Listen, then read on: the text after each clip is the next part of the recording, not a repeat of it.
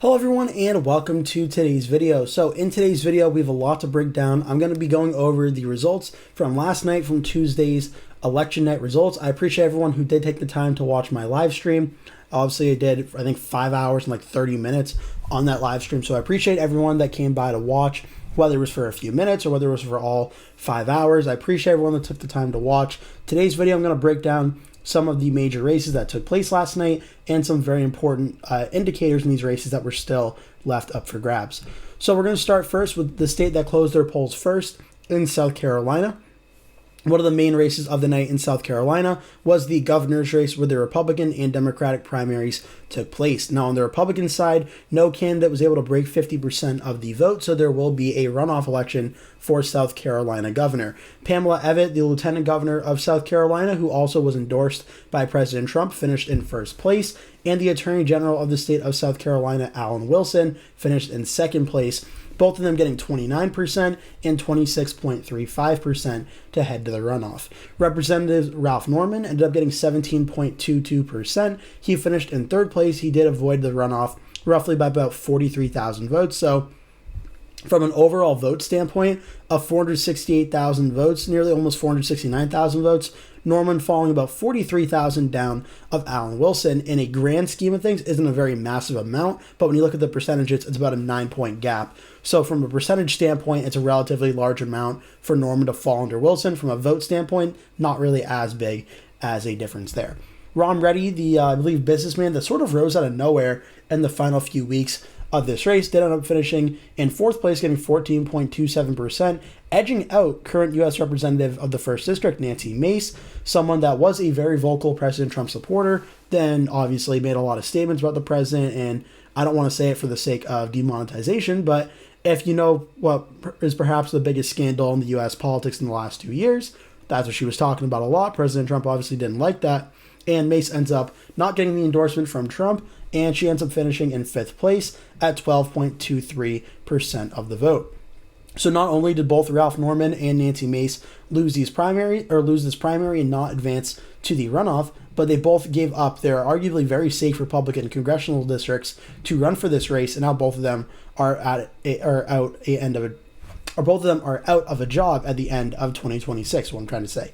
So now the runoff election will take place between Evette and Wilson. We'll have to wait and see for some polling to come out of that race. I'd imagine Evette starts out as the favorite, given she has the endorsement of President Trump. But again, we'll have to wait and see how it goes. So that was the South Carolina governor's race here. You see throughout the state, the yellow was won by Pamela Evette. The purple was won by Alan Wilson.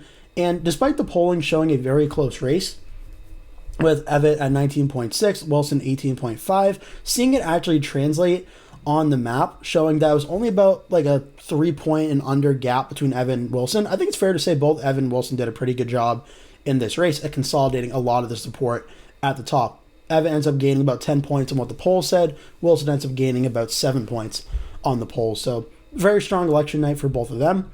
For South Carolina governor on the Democratic side, it was a little bit more solid. Jermaine Johnson, the Democrat, ends up winning literally every single county in the state except for Orangeburg County, which voted for the Democrat Billy Webster, but only about 3% of the vote. Otherwise, Johnson won everywhere. No runoff required. He ends up winning across the state, getting 59.65%.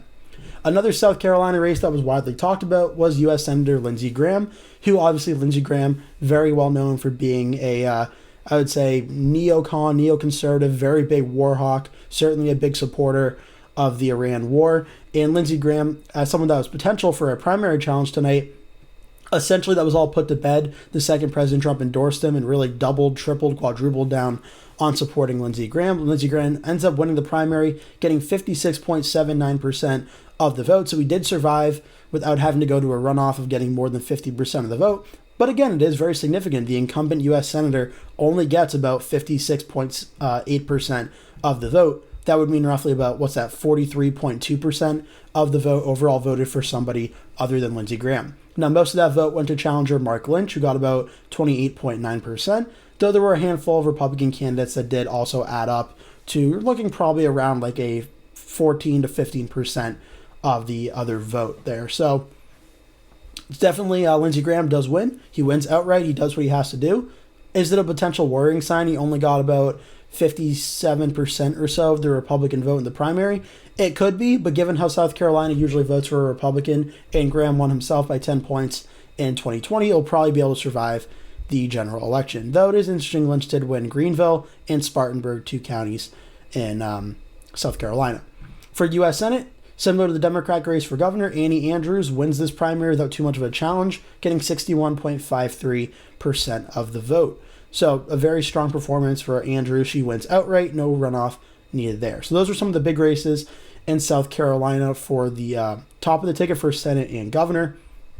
There was some House races as well down ballot to talk about, but not really too much to say because most of the South Carolina districts, all of them are really safe Republican except for James Clyburn's 6th district, which will be a safe Democratic seat.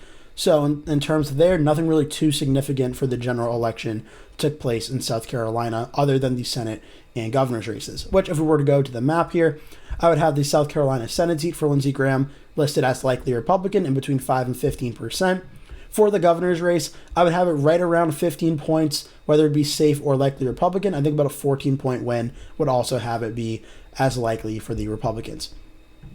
So that is in South Carolina. That's essentially the gist of what happened there.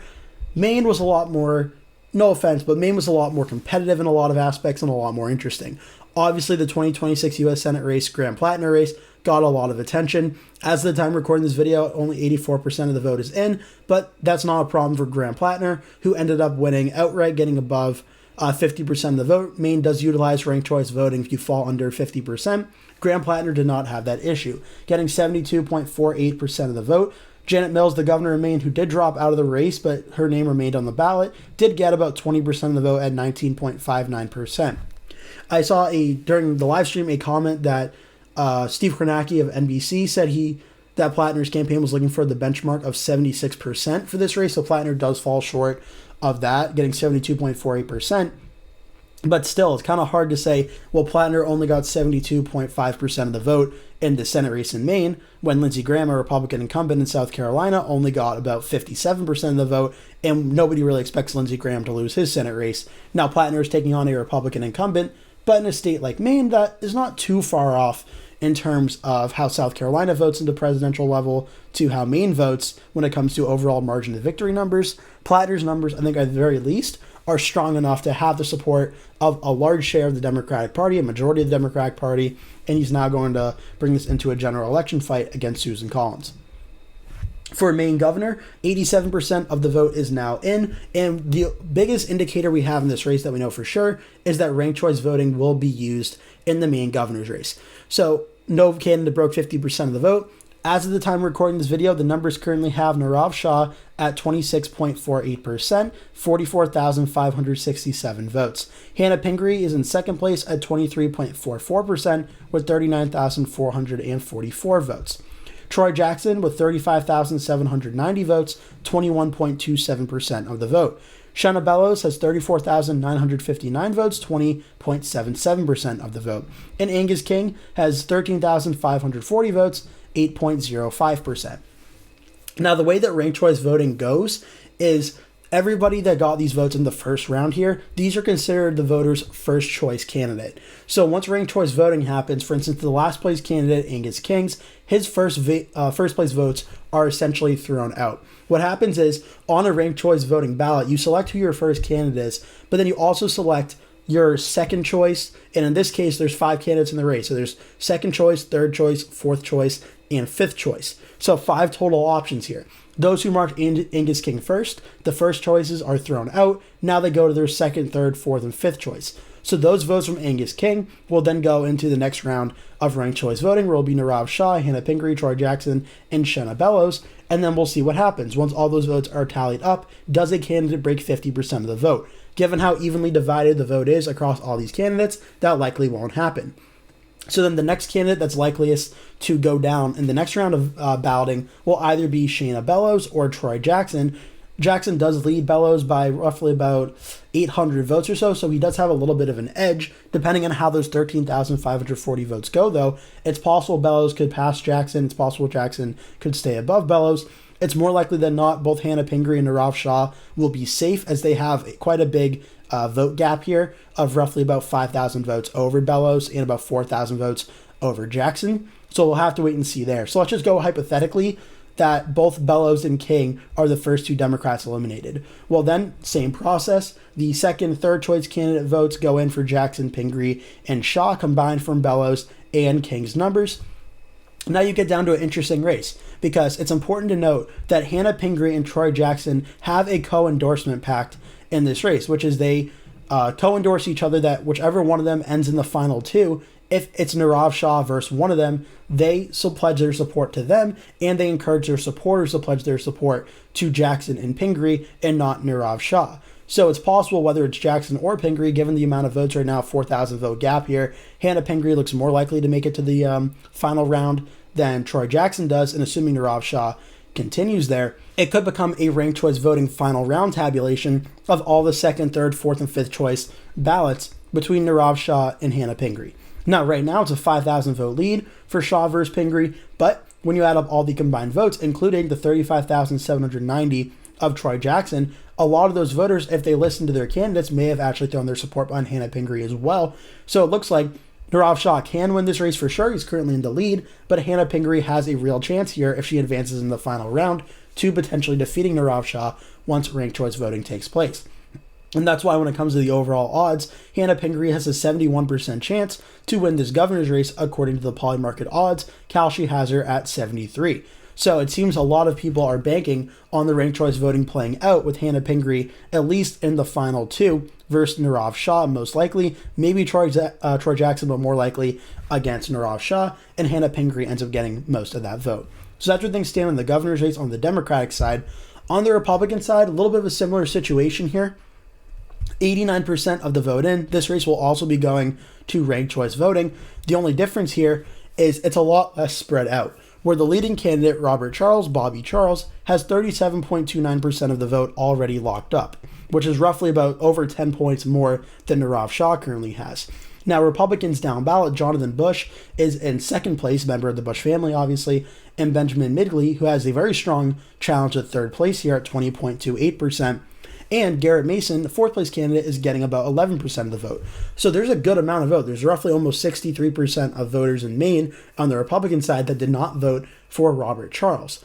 But the question is going to be, in this race, when ranked choice voting goes into effect, it's going to take a little bit longer because you see candidates like James Libby, Robert Wessels, David Jones, and Owen McCarthy all at 4% or under. There's going to be a decent amount of vote, but there's probably not going to be enough vote to overall change the race drastically. You're going to have to go down into the Garrett Mason numbers and then either the Benjamin Midgley or Jonathan Bush numbers. The only difference here is, unlike where the main race, where we're pretty confident Angus King will go first, and then Shenna Bellows will probably go second in terms of their first round votes getting eliminated, Midgley and Bush are only separated right now by less than 200 votes. So once you add Libby's numbers, those almost 1,200 votes here, depending on how they rank their second and third choice votes here, it's possible Libby, Wessels, and Jones's candidates could make Bush or Midgley jump each other.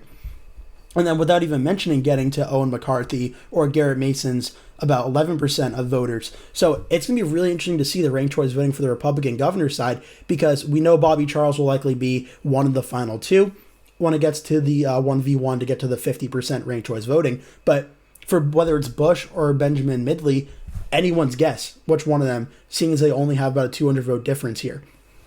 When you look across the state, I mean, you just see how evenly well that both candidates did. So really, it's anyone's guess whether it's Bush or Midgley for ranked choice voting. So that's going to be a very important indication to keep an eye out for. And then in the second congressional district as well, this is also a very important race, as this is going to be ranked choice voting as well. Similar process what we talked about. But this is going to be a race to take on Paul LePage in the general election, the former governor of Maine, the Republican, to succeed Jared Golden in the U.S. House. This district voted for Donald Trump in 2024 by approximately 9 points. So it's certainly a district that Republicans feel they have the advantage in, and with the former governor being at the top of the ticket for them, they certainly feel optimistic in. Now the Democrats are trying to say, hold on, even though Jared Golden's not in this race, we can do so, we can win.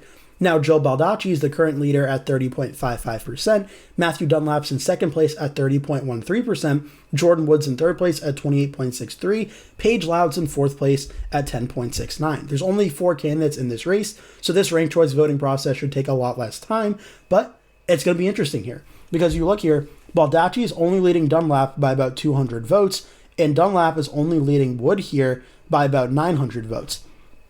Page Loud, 6,040 votes, depending on how they're split up into which candidates they go. Once again, we don't know whether it'll be Wood, Dunlap, or Baldacci in the top two, or even in the top three. Or I'm sorry, in the top two, because once Loud's gone, it'll only be 3 candidates remaining. We don't know which of the top 2 candidates will advance. The gap between Baldacci and Dunlap is not that big, and the gap between Dunlap and Wood is only 900 votes when 6,000 are getting split up. So it's going to be really interesting to see here. We don't know technically which of these 3 Democrats, Baldacci, Dunlap, or Wood, we don't know which 2 of the 3 are going to for sure advance to the final round. Now, heading into tonight, the expectation would be Joe Baldacci would for sure be one of them, and then one of Matthew Dunlap or Jordan Wood. But given the gap of the candidates, we can't 100% say for sure what's going to happen in that race. So this is a very important race as well.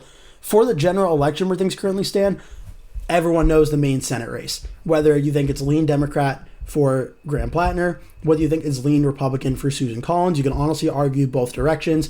I would honestly probably agree with you in both directions. I have it right now as a pure toss-up. And when push comes to shove, if putting my stakes on the line here, I have Platner winning by under 2 points. But it is a super, super close race that can really go both ways. The governor's race right now, looking like Robert Charles versus possibly Hannah Pingree.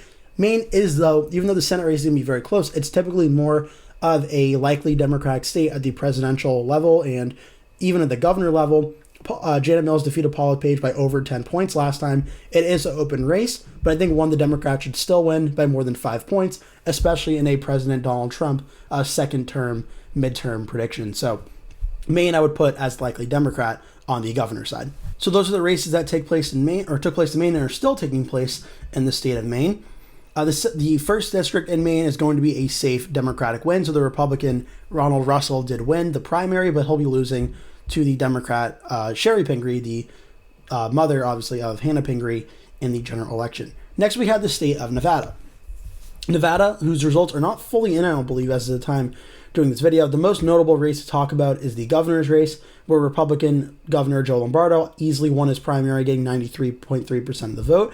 Aaron Ford, the Attorney General, also pretty easily won his primary, getting 67.72% of the vote. That's going to be a very close governor's race. Nevada is one of the closest states in the United States in recent presidential, governor, and Senate predictions over the last 10 years now. It's going to be very tight without a doubt. Again, another race I would consider as a toss-up, and then push comes to shove, I would nearly give the edge to Joe Lombardo by 1.5 to 2 points, similar to his first election back in 2022, now with the added advantage of being a Republican incumbent, but running in a more Democratic-friendly year. It's going to be a very super close race that either side can win. I think Lombardo just has a very slight advantage given the incumbency factor, but certainly a very close race in the state of Nevada. And then from some of the other races that happened, there's also the lieutenant governor's race, where Democrat Sandra Uruguay defeats her opponents and will advance to the general election against the Republican. For Nevada Attorney General, we saw Democrat Nicole Cannizzaro win and Republican Adriana Fralick win, so that'll be the general election matchup as well. Secretary of State, still currently too close to call between Shirley Falkins Roberts, James Marchant, and Sharon Angle. In this very close race, only less than 1,000 votes, about 800 votes separating Roberts and James Marchant. So going to be a very close race, still too close to call there.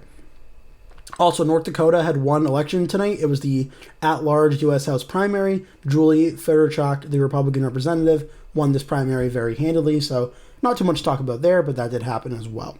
For some of the House races in Nevada, Nevada is currently listed on the House map of only having really one competitive district. The second district is safe Republican. The fourth district and the first district are considered likely Democrat. The only district that's kind of competitive is the third, that's listed as lean for the Democrats. So in the first district, the Democratic representative won her primary handily. In the second district, even though it's considered safe Republican, the Democrat candidate Teresa Benitez Thompson wins her primary. And then the third district, Susie Lee, the Democratic representative, wins her primary very handily as well. In the first district, Republican Carrie Buck will be facing off against Dina Titus in that race. In the second district, in a very close race, David Flippo, who did have the endorsement of President Donald Trump, ends up defeating James Settlemeyer, who had the endorsement of current U.S. Representative Mark Amode in that race. So Flippo will likely be the next congressman from the Nevada 2nd District, so that is now in the books. 3rd District, still too close to call with 61% of the vote in, but President Trump endorsed candidate, composer Martin O'Donnell, is the heavy favorite of about 20 points in this race, overall about 5,000 votes. It is Clark County, so there is still a good amount of vote left to go here. 24,000 or so votes with 61% in, so you're getting close to nearly doubling that total, but I expect Martin O'Donnell to hold on and win that race. And then the 4th District, Republican Cody Whipple wins the Republican nomination to face off against the Democratic U.S. Representative, who is likely going to win by a very safe amount, in Stephen Horsford. So those were some of the big races that took place last night. In terms of what we're waiting on here, obviously the runoff in the South Carolina governor's race is a big one, but I think Maine certainly takes the cake right now for the Maine governor's race on the Democratic side and the Republican side for ranked choice voting, and even the 2nd Congressional District, as that could play a very important role for the general election as well. So for now, that is it for today's video. I hope you enjoyed watching this, and if you watched my live stream last night, again, I appreciate you watching that as well. For now, though, that'll be it. Thank you so much for watching. Please remember to hit like and subscribe if you want to see more of my videos like this one going forward. I post a new video every day at 3 p.m. Eastern Time, so I hope you'll hit like and hit subscribe and stay tuned for all those videos. But for now, that is it. Thank you so much for watching. Hope to see you in a future video.